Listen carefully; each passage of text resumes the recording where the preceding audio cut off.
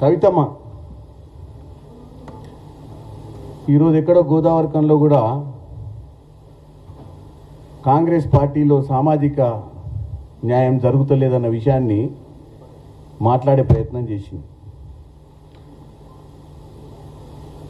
నేను 4 ప్రశ్నలు ఆమెను అడగదలుచుకున్నా ఈరోజు. 1, ఇప్పుడు నిజంగానే సామాజిక న్యాయం కోసమేనా నీ పోరాటం? 2, నీ పార్టీలో నీకు సముచిత స్థానము లేదనా ఈ పోరాటం? 3, రావాల్సిన సొమ్ము, దోచుకున్న సొమ్ములో రావాల్సిన నీ వాటా రాలేదని నీ ఆవేదననా? 3, 4, నిజంగా 10 సంవత్సరాల మీ పాలనలో తెలంగాణ దోచుకోబడ్డది, అనుకున్న తెలంగాణ బంగారు తెలంగాణ కాలేదని నీ ఆవేదన? ఈ 4 అంశాల మీద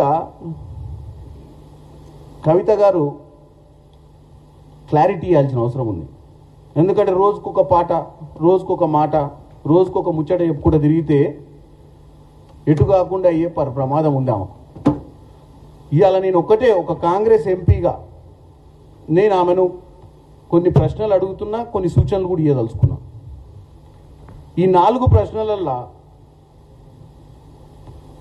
ముఖ్యమైన ప్రశ్న ఏంటంటే, రావాల్సిన సొమ్ము, దోచుకున్న దాంట్లో నీకు రావాల్సిన సొమ్ము కోసమే అయితే ఇంత రాద్ధాంతం అవసరం లేదు. అది నీ కుటుంబ సమస్య. దాన్ని తీసుకొచ్చి తెలంగాణ ప్రజల నెత్తులకు రాకండి. హెడ్లైన్స్లో ఉండాలన్న ఆవేదన కూడా బంద్ చేయండి. లేదు, మీరు నిజంగానే 10 ఏళ్ల పాలనల కాంగ్రెస్ పార్టీ అన్యాయం తెలంగాణ అన్యాయం అయిపోయింది, తెలంగాణ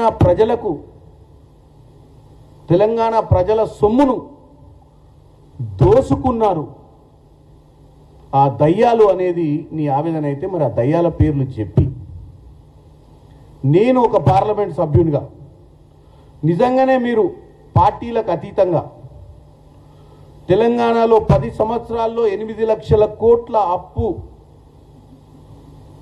అయిందన్న విషయం మేమందరం కూడా గమనించడం, ఎన్నోసార్లు చెప్పినాం. ఈ అప్పు దేని మీద ఖర్చు పెట్టిర్రు, ఈ అప్పులో ఎంత కమిషన్లు తిన్నారో మీ దగ్గర చిట్టా ఉంటే మీరు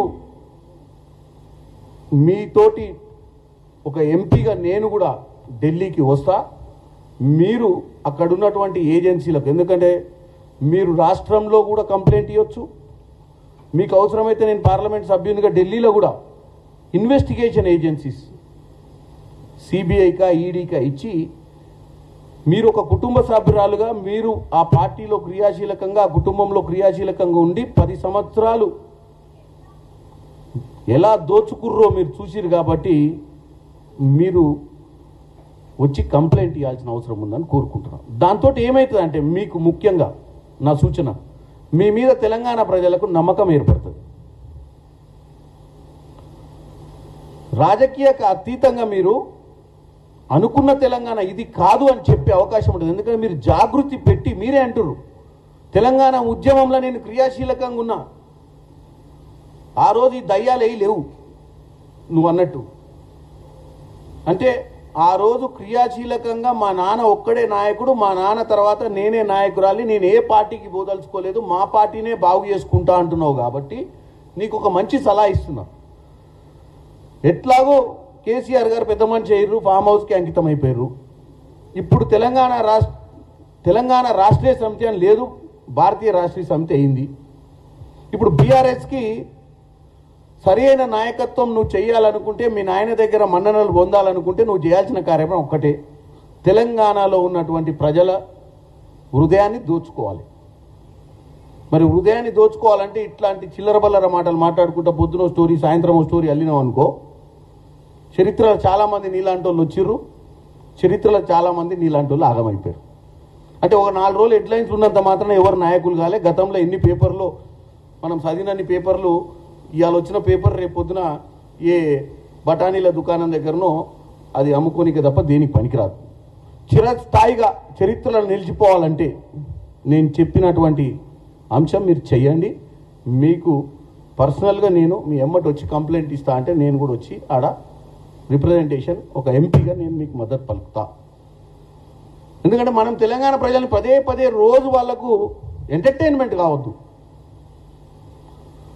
ఇలా మనం చెప్పే దాంట్లో చిత్తశుద్ధి ఉంది అని ప్రూవ్ చేసుకోవాల్సిన అవసరం అయితే డెఫినెట్గా ఉంది. ఇకపోతే రాజాసింగ్ గారు, కవిత గారు మాట్లాడిన అంశానికి ఏకీభవించినటువంటి రాజాసింగ్ గారు కూడా, ఎందుకంటే ఆయన కొంచెం క్లారిటీ ఇస్తే అందరికీ డౌట్ వస్తుంది. ఈరోజు తెలంగాణలో మా వాళ్ళు ప్యాకేజీలు ఇస్తే ఎవరితోటైనా స్నేహం చేస్తారు, విలీనం కూడా చేస్తారని చెప్పిండు. అది చాలా పెద్ద మాట. ఒక సీనియర్ నాయకుడు, ఎమ్మెల్యే, మరి ఆ పార్టీలో ఉన్నటువంటి నాయకులు ఇవాళ ఇందాక ప్రెస్ మీట్లు పెట్టి గుళ్ళు అంటారు. సబ్జెక్ట్ ఏందా అంటే నిన్న రేవంత్ రెడ్డి గారు నరేంద్ర మోడీని ఏదో అంటే అక్కడి నుంచి ఏదో ఆదేశాలు వచ్చినట్టు ఏం బిక్తుర్రా నాయన తొందరగా పోయేదని చెప్పురే. మీరు సమాధానం చెప్పాల్సింది పాకిస్తాన్ ఇండియా యుద్ధంలో మన పార్లమెంట్ సభ్యులు ఇతర దేశాలలో వెళ్ళి ఈరోజు జరుగుతున్న కార్యక్రమం మేమందరం అభినందిస్తున్నాం. అన్ని పార్టీలకు అతీతంగానే ఏ రోజైతే ఏప్రిల్ 22న జరిగినటువంటి దాడుల తర్వాత అన్ని పొలిటికల్ పార్టీలు బీజేపీకి మద్దతు ఇచ్చిన మాట వాస్తవము. అది అందరికి తెలిసిందే. దాంట్లో రాజకీయం ఎవరు చేయలే.